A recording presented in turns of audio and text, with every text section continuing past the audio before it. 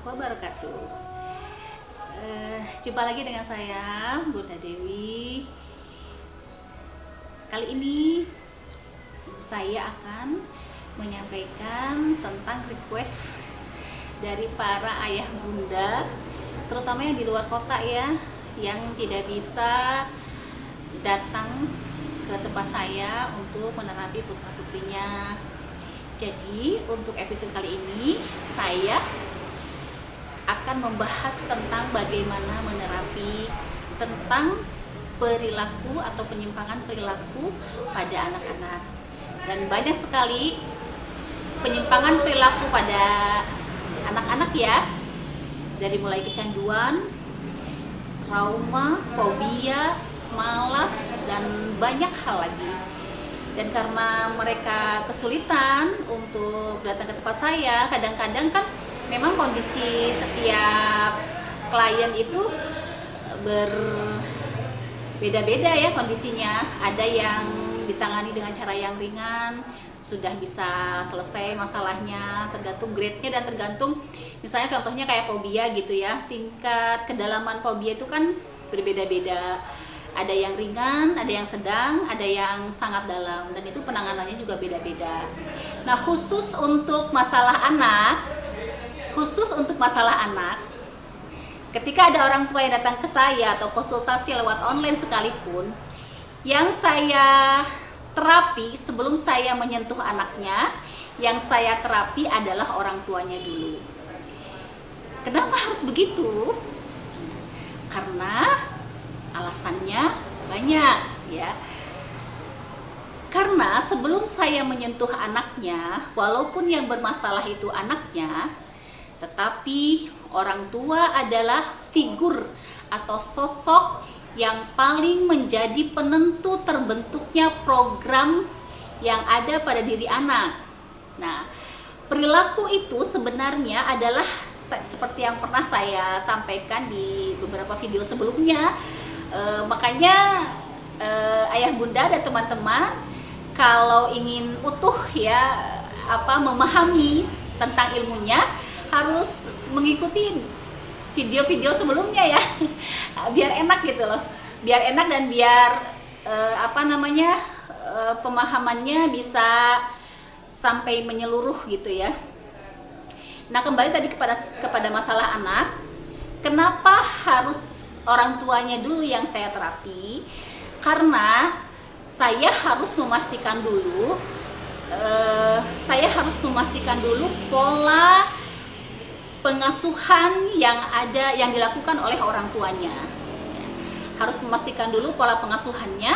Saya harus edukasi dulu orang tuanya agar orang tuanya mematangkan pola pengasuhannya pada anak.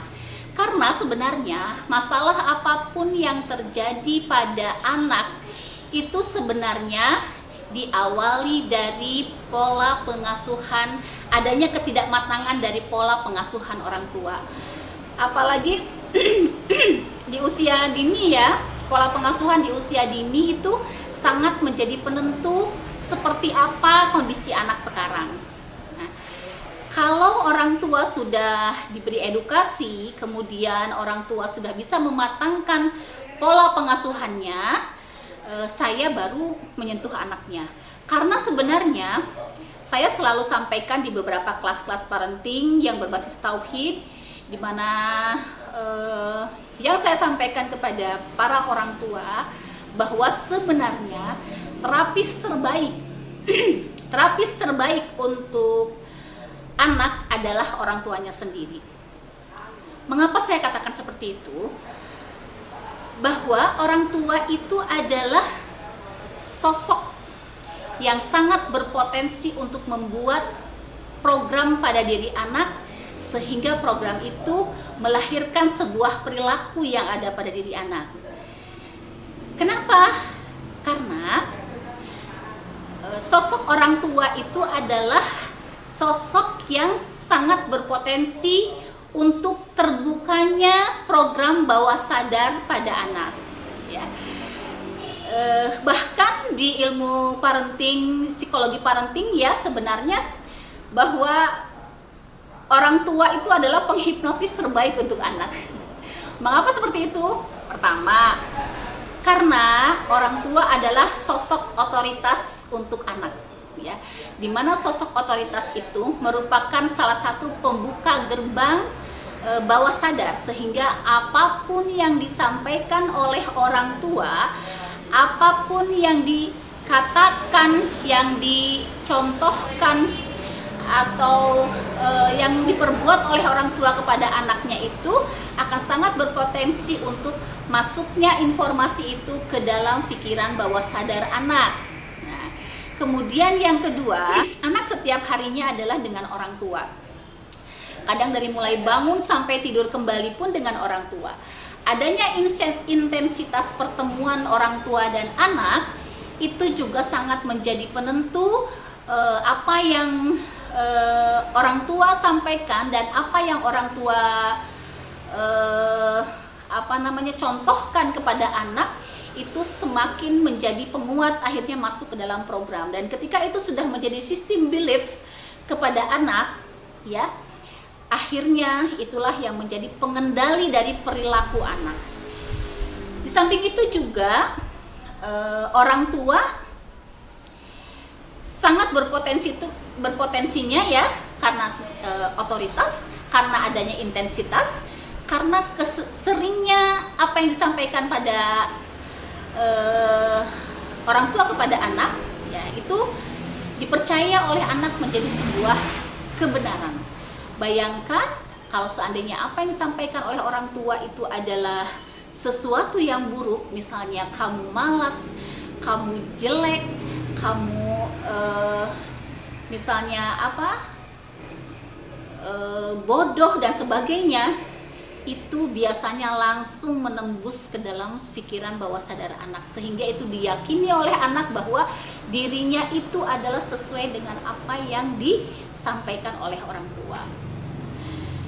Itu yang harus saya matangkan dulu. Saya harus pastikan dulu orang tua bisa merubah dan mendewasakan dulu pola pengasuhannya. Karena sebenarnya kalau anak itu diterapinya itu sangat mudah. Insya Allah selama ini sangat mudah ya. Kenapa? Karena anak itu kan adalah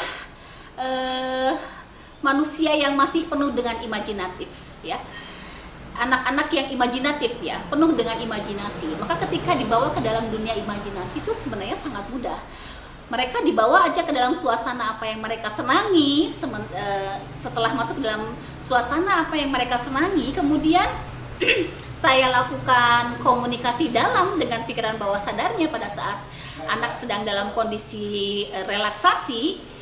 Komunikasi itu biasanya mudah, sangat mudah dan berjalan lancar dan terprogram langsung ya. Saya merapihkan pikirannya.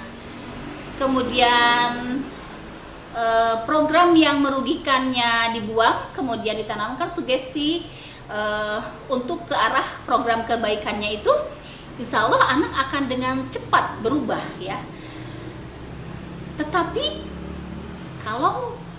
bayangkan kalau saya tidak terapi dulu orang tuanya, ketika anak sudah melalui proses terapi, kemudian anak sudah berubah ya, sudah sesuai dengan apa yang digolskan, apa yang diinginkan, dan orang tua kemudian merusak lagi programnya sehingga ada kontraindikasi, kontraproduktif dari apa yang sudah diprogramkan oleh terapis dengan apa yang dilakukan oleh orang tua, adanya benturan itu bisa merusak keefektifan programnya itu. Nah, untuk yang jauh yang tidak bisa datang ke tempat saya, ya, banyak orang tua yang bertanya, Bunda, apakah bisa dilakukan oleh orang tuanya sendiri? Kalau terapis kan memang mempelajari ilmunya ya, kemudian membebaskan pikiran bawah sadarnya sehingga programnya akan cepat terbentuk, program yang baru yang diinginkan akan cepat terbentuk. Tapi kalau orang tua kan tidak semua orang tua belajar itu. Apakah bisa dilakukan oleh orang tuanya sendiri dan apakah itu cukup efektif? Ya, pertanyaannya seperti itu. Saya bilang insya Allah sangat bisa. Karena orang tua juga. Karena apa? Karena ini ada dasar ilmiahnya jelas, maka mudah untuk dijelaskan dan bisa dilakukan oleh siapapun ya. Nah, karena dasar ilmiahnya jelas, ya jauh banget lah yang dari namanya klinik atau perdukunan itu sama sekali jauh. Ini 100% no magic ya. Karena ini kalau yang ilmiah itu jelas akan mudah sekali untuk dijelaskan dan bisa dilakukan oleh siapapun. Nah, saya akan sampaikan satu rahasia yang sangat efektif dan selama ini sudah terbukti mudah sekali dilakukan oleh orang tuanya, asal betul-betul orang tua berniat untuk membersamai mereka ke arah proses perubahannya, untuk hilang segala penyimpangan perilakunya menjadi anak yang sangat baik, kemudian bertanggung jawab. Mereka juga bisa melakukan aktivitas dan kewajibannya dengan baik tanpa disuruh. Kemudian ada sebuah program namanya perilaku tuh kan, akhirnya perilaku tuh tinggal ikut aja gitu. Apa yang sudah diprogramkan, dia juga tanpa disadari ada sesuatu yang mendorong dalam dirinya gitu loh. Contohnya satu kasus ini terjadi pada pada anak saya sendiri, dan ada pada ada tiga anak yang kasusnya sama seperti anak saya. Caranya seperti ini ya, tolong diperhatikan ayah bunda. Tekniknya sebenarnya ini sangat mudah kalau ayah bunda paham ya. Pertama, ini namanya tekniknya tuh namanya hypnosleep ya. Namanya sleep berarti dilakukan pada saat anak-anak sedang dalam kondisi tertidur ya. Sedang dalam kondisi tertidur. Nah, lihat, kita memang untuk saya terapis ya, untuk seorang terapis memang saya langsung membebas untuk merubah membawa anak kepada gelombang otak theta ya, dimana gelombang otak theta itu sangat sugestif. Maka segala apa yang disampaikan atau apa yang disugestikan tidak bisa ada penolakan dalam dirinya ya. Jadi segala kekritisan dirinya tuh off, sehingga apapun yang disampaikan itu menjadi diterima bulat-bulat, akhirnya menjadi program. Nah, itu bisa dilakukan oleh orang tua pada saat anak sedang tertidur. Pertama, yang harus memastikan ya, ayah bunda harus tahu dulu bagaimana perubahan gelombang otak ya. Dari mulai kita terjaga seperti ini, namanya gelombang otak beta. Kemudian anak mulai ngantuk-ngantuk, itu alfa ya. Kalau anak sudah mulai tertidur, tapi pada saat tertidur masih mendengar, masih merespon, tapi matanya sudah merem, nah itu namanya gelombang otak theta. Nah, setelah theta baru delta. Kalau delta itu tidur nyenyak namanya, tidur lelap. Namanya tidur lelap itu tidak bisa mendengar dan tidak bisa merespon apapun.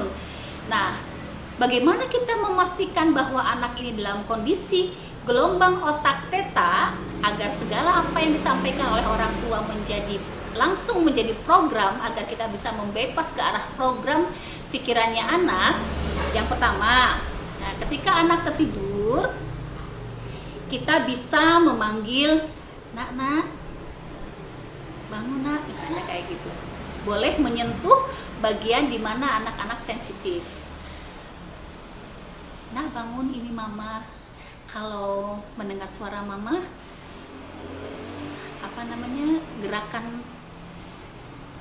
gerakan telunjuknya misalnya kayak gitu. Atau tidak usah seperti itu, ketika nak, kalau ada respon berupa gerakan atau berupa gitu misalnya gitu, itu tandanya dia mendengar. Kalau dia belum merespon, bunda jangan paksakan, karena percuma, nggak ada gunanya. Karena gelombang otak delta itu tidak bisa merespon apapun, dia sedang tidur nyenyak ya. Jadi pastikan ketika bunda membangunkan, pelan-pelan loh ya. Kalau bangunnya terlalu keras atau terlalu goncangannya terlalu keras, dia langsung gelombang otaknya langsung ke beta, langsung bangun gitu ya.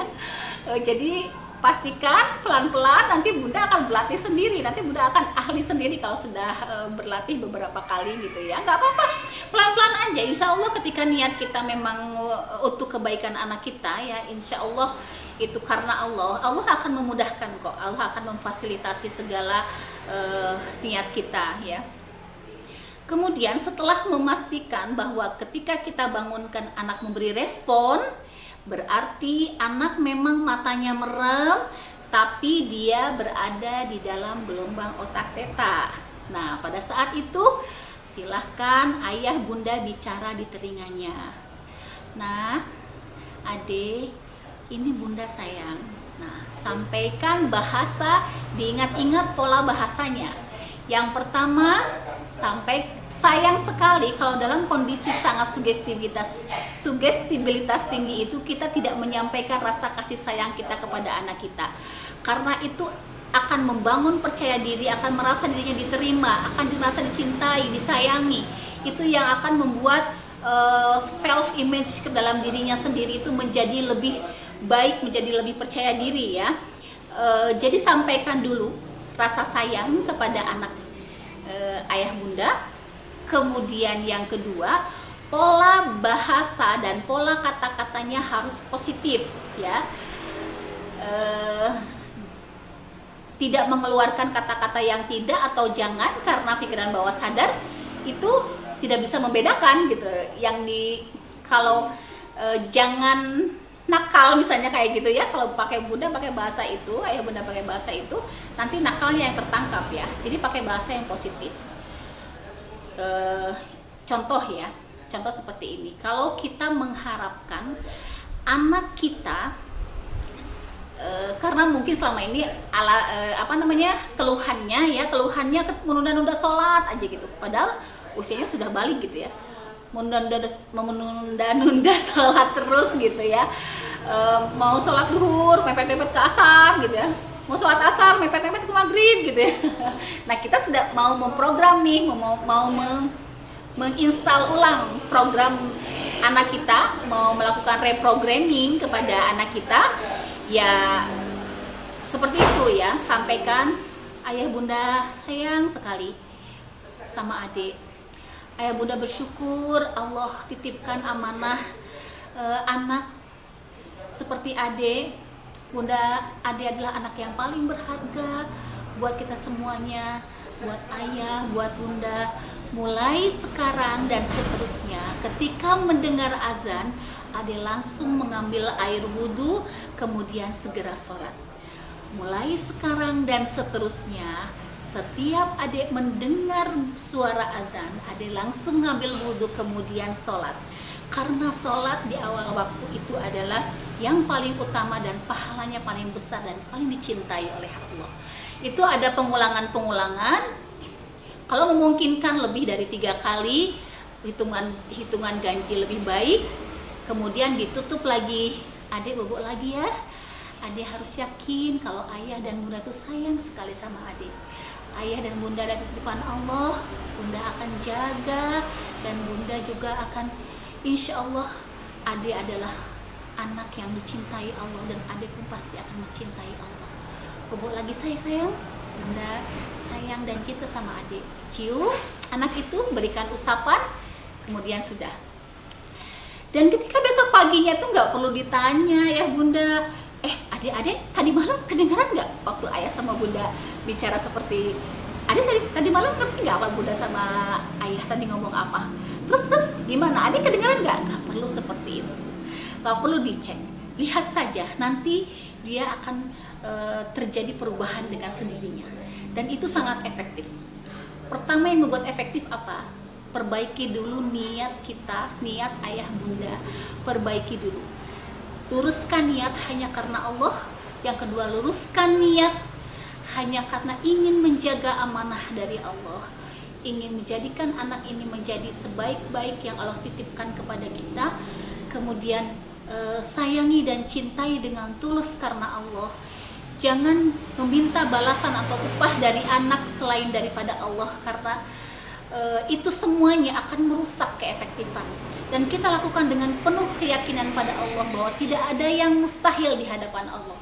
Segala sesuatu yang niatnya karena Allah, apalagi dimulai dengan didoakan, sampaikan pada anak ini bahwa, sampaikan pada Allah dulu ya, bahwa ya Allah, hamba ridho kepada anak ini, dan ridhoilah anak ini ya Allah. Sebutkan namanya, lihat wajahnya. Kalau tidak sedang dilihat wajahnya, bayangkan wajahnya, sebut namanya. Ridhoilah ya Allah, karena sebab kami meridhoinya. Karena ridhollahi biridho walidain. Ketika orang tua ridho dengan apapun yang terjadi pada diri anak kita, maka turunlah ridho Allah. Dan ketika ridho Allah turun, maka insya Allah keluarga kita menjadi semakin berkah dan anak menjadi semakin baik. Itu dicoba. Kalau seandainya ayah bunda belum memahami, silahkan tulis di komen ya. Mungkin saya akan lebih maksimalkan lagi atau lebih dalam lagi pembahasannya. Mungkin kalau perlu membuat video lagi yang lebih detail. Nah, tapi insya Allah sementara seperti ini dulu. Ingat satu hal, bahwa terapis terbaik untuk anak adalah orang tuanya sendiri. Ingat hal yang kedua, bahwa orang tua adalah penghipnotis terkuat untuk anak. Maka hati-hati di depan anak, keluarkan kata-kata yang baik-baik saja. Sampaikan, perlihatkan perbuatan yang baik-baik saja. Karena informasi yang sampai dari orang tua kepada anak, semuanya akan sampai kepada pikiran bawah sadar anak. Karena kondisi orang tua akan membuat pintu bawah sadar anak menjadi terbuka. Akhirnya semuanya menjadi terprogram dari apa yang sudah diinformasikan oleh orang tuanya. Mungkin sementara video kali ini cukup sekian. Semoga Bunda bisa mengambil hikmah dan pertanyaan-pertanyaan yang masuk ya melalui, terima kasih ya dari teman-teman semuanya, ayah dan bunda semuanya, pertanyaan yang masuk lewat WA untuk saya, meminta saya untuk membuatkan satu video khusus ya, agar mereka bisa menerapi diri mereka anaknya sendiri. Jadi kamu mau belepotan banget sih. Agar orang tua bisa menjadi terapis terbaik itu seperti apa? Ya, ini adalah jawaban dari saya untuk pertanyaan-pertanyaan Bunda. Saya doakan dan saya yakini bahwa segala niat baik yang tulus karena Allah, insya Allah pasti akan Allah mudahkan dan Allah fasilitasi semuanya. Yakinlah bahwa anak kita yang sudah Allah titipkan kepada kita adalah makhluk-makhluk terbaik yang kelak nanti bisa berkontribusi terhadap agamanya. Cukup sekian dari saya. Segala kebaikan datang dari Allah. Mohon maaf atas segala kekurangan. Semoga bisa bermanfaat dan bisa menjawab pertanyaan ayah dan bunda. Video kali ini cukup sekian ya. Sampai ketemu di video saya yang akan datang. Assalamualaikum warahmatullahi wabarakatuh.